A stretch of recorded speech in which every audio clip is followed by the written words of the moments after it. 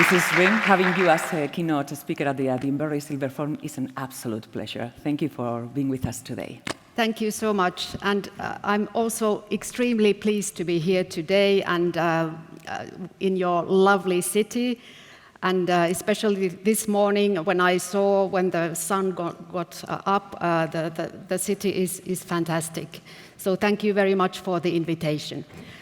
So I'm going to walk you through the current measures that the European Commission is taking when it comes to digital transformation of society and economy, also e-health and how to booster the healthy living and healthy lifestyles and also prevention and the rest. So the current Commission has defined this decade as the Europe's digital decade. There are very specific targets for the European Commission to deliver people-centered and inclusive digital transition. The Commission is encouraging development of trustworthy technology to be deployed that can improve people's lives and well-being. Also, digital transition is seen as a major opportunity for businesses to foster and to be more sustainable, to contribute to more sustainable economy and society. And of course, when we talk about digital transition, it's not about bringing digital to what we now have, but it's really also about fundamental shifts in mindsets, rethinking processes, organizational structures, and bringing in the digital in order to help in these transitions. There is one particular example I would like to mention as a success story recently from the pandemic period. We had the European Commission developed together with the member states in a record time the EU digital COVID certificate that you probably still remember. The system was fully privacy preserving and did not convey any private information, but it enabled people to travel across borders and also for member states to have national implementations using this trust-based framework of digital certificates. And now the World Health Organization has taken up this system and the trust framework and is looking into possibilities of widening the use of the certificate system into, for example, it could be vaccination certificates or something else. So this, I think, is a very good example, but of course it happened in the emergency situation, so also the legal framework was set up in a record time within months. So what are then the concrete measures in order to reach the targets, and what are the targets and how do we reach them by 2030 if we say that this is the digital decade? We have established together with the Member States and European Parliament a very specific set of targets in different areas. For example, digital skills of population and also professionals, so bringing digital skills to businesses, making people more digitally savvy, and also professionals, like people working in different sectors, should have more digital skills. Then we need secure and sustainable digital infrastructures and also digital transformation of businesses in general, and finally digitalization of public services. And there we have a very specific target for e-health that by 2030, 100% of people would have access to their medical records online or digitally or via an app. We already did the first assessment of the situation in Europe, and currently in Europe 72% of people already have this kind of access to their own medical records in a digital form.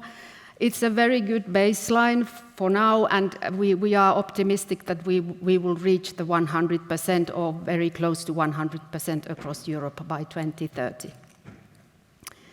Then if we look at the challenges in Europe when it comes to digital transformation, of course we have the demographic challenges and aging population and the rise in chronic disease, which puts more pressure on health budgets in Europe. Also, the quality and accessibility of healthcare services in Europe is not equal across regions and countries. And we also have skill shortages in Europe. So we need to really improve, use digital tools as much as we can for improving health and quality of life of people, also for older people, support long-term sustainability and efficiency of health and social care systems, and enhance competitiveness of EU industry in this field. When we look at digital tools and how they can be used from the perspective of an individual, of course we can have various technologies, data-driven tools, artificial intelligence, IoT devices, sensors and the rest that can be used, wearables that can be used first of all for monitoring your health status and making sure that you are leading a healthy life.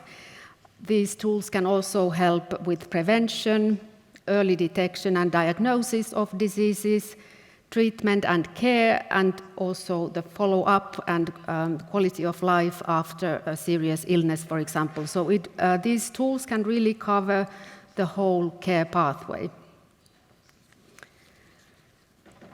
When we talk about digitalization, we cannot really avoid the topic of data. For most of these solutions, we need high-quality data, and when we are talking about health data, it's a very specific, sensitive category of personal data.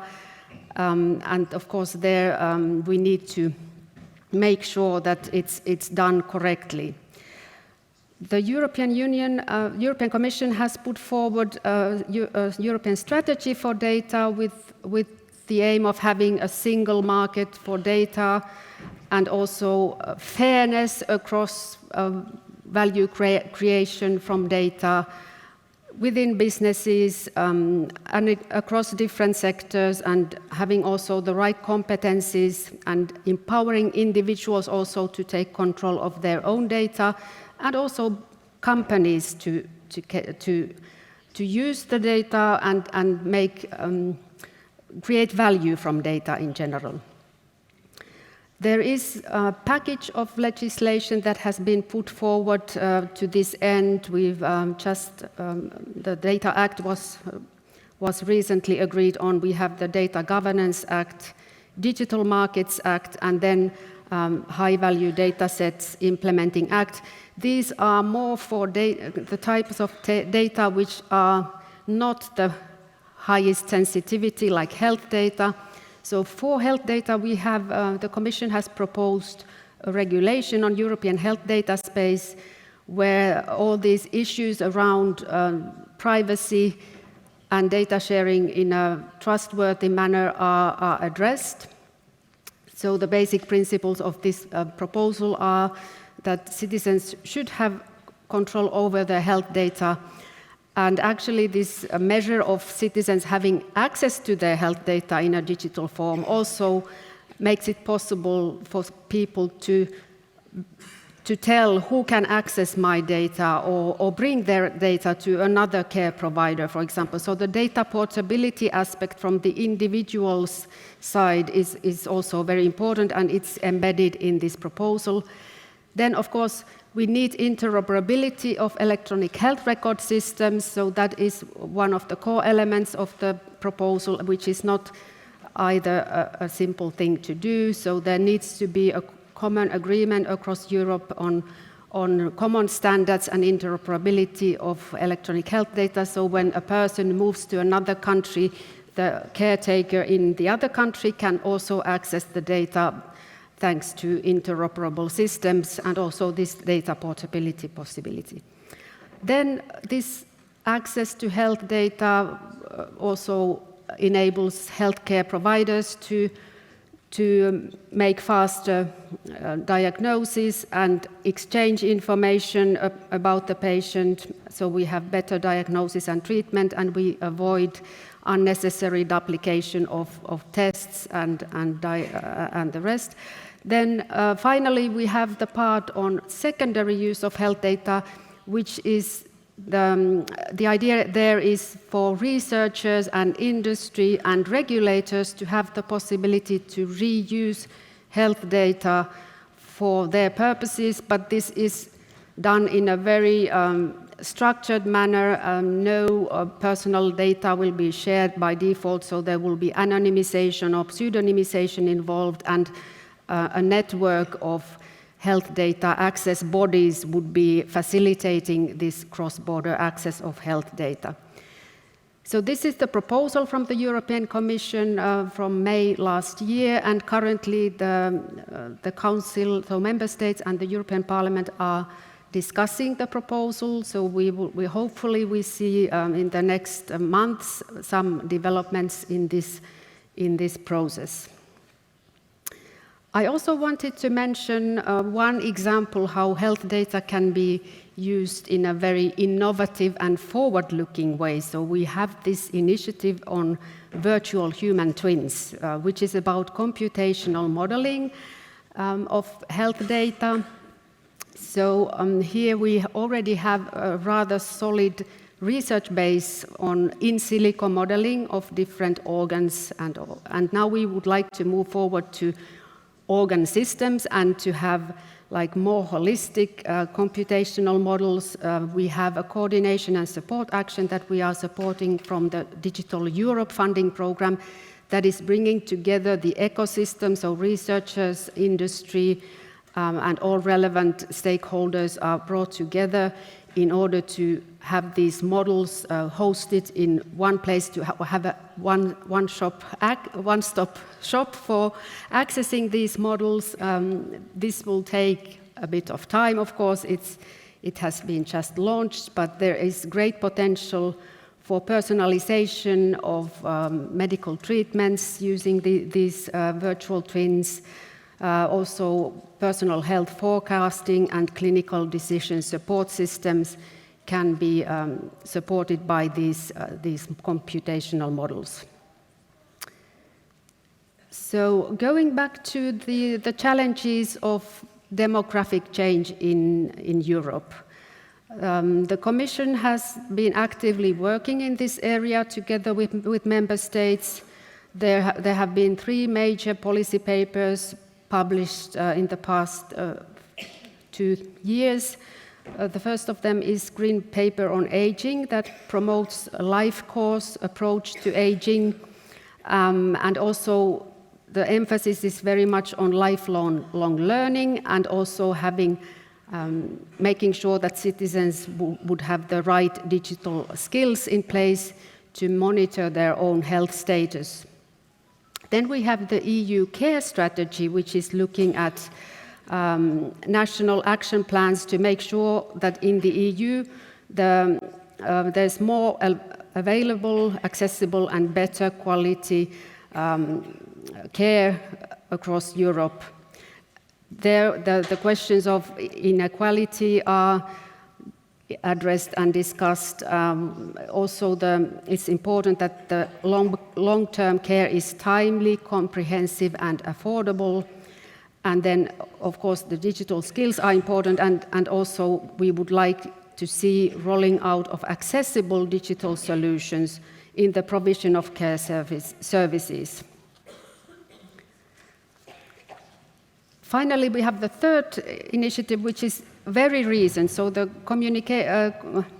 Commission has published last month this communication on demographic change with a toolbox for action. So here we are really looking at policy tools available to Member States for managing demographic change and its impact in the society. The aim is really to make health and long-term care more cost-effective and improve access and quality of services, including digital tools and skills. Going then to the part of what has been funded, what are the funding opportunities out there in this field. We have a fairly new partnership on transforming health and care systems, which has several objectives like filling knowledge gaps, implementing, testing existing solutions, adaptability in different national and regional contexts, and also boosting health and care systems through capacity building and training programs. Through this partnership, there are regularly open calls for proposals, so funding opportunities that I, of course, encourage you to also take a look at. I also would like to mention from the previous program that we had, the European Innovation Partnership in Active and Healthy Aging, where we have this network of reference sites that are regions, cities, or organizations that have demonstrated excellence in implementing innovative and workable solutions to aging. And here we really see the benefits also of exchanging best practices and information on innovation. And this is a great way of accelerating and scaling up deployment of major innovations and digital health and care solutions. We also have a coordination and support action funded from the Digital Europe program, which is supporting knowledge transfer and scaling up of digital health innovations across Europe. And it also has developed a radar to collect, analyze, and monitor continuously the potential of technological innovation in the uptake of digital health solutions. So I highly recommend you to take a look at this action. Then when it comes to digital empowerment for active and healthy aging, there's a coordination and support action. So these are always European consortia running these actions. This one's mission is to co-create a comprehensive and inclusive EU digital health literacy strategy for the benefit of all citizens. Then when it comes to education programs, my department is mostly working on the Digital Europe program, which is about technical capacities and capacities for Europe, and there the education programs are more focused on bachelor's and master's degrees, but there are also some actions for people who are transitioning to the field of healthcare, and some educational actions on design, use, and development of digital technologies. Finally, we have our major research and innovation program is Horizon Europe, and there is a part which is about health, and one specific subcategory of that part of the program is about staying healthy in a rapidly changing society. So this is very relevant for you. We have 3 major actions that are funded from this part of the program. One is about person-centered health and care in European regions. It's the budget is 40 million euros. The call has closed. We are looking forward to seeing the results. We expect to fund 2 projects of 20 million from this topic, and the projects are expected to start beginning of next year. We also have a topic on personalized prevention and for non-communicable diseases. The budget is 50 million, and a third one is more about children's and adolescents' health and care provision in an increasing digital society. So, of course, when we talk about mental health, and the Commission has also published this summer comprehensive overview of mental health actions across Europe. We have the 2 sides when we talk about digital and mental health. There is digital tools can be helpful, but they can be also harmful. So the policies are addressing these two sides of the coin. The very last one I just wanted to show you very briefly. This is the most relevant call for you, and I'm sure you will hear about these two major projects of 20 million very soon. It's about consolidating innovative, digitally enabled and person-centered health and long-term care services and solutions in Europe, developing and providing evidence-based new approaches and supporting adoption and market innovation of novel health and care solutions. We have also set up a website where we put together all these activities, and we publish the calls and all the information about this healthy living in digital world. So I encourage you to have a look and follow us and to see what are the policy developments and funding opportunities from the Commission. I thank you very much for your attention and look forward to hearing the discussions later today. Thank you very much.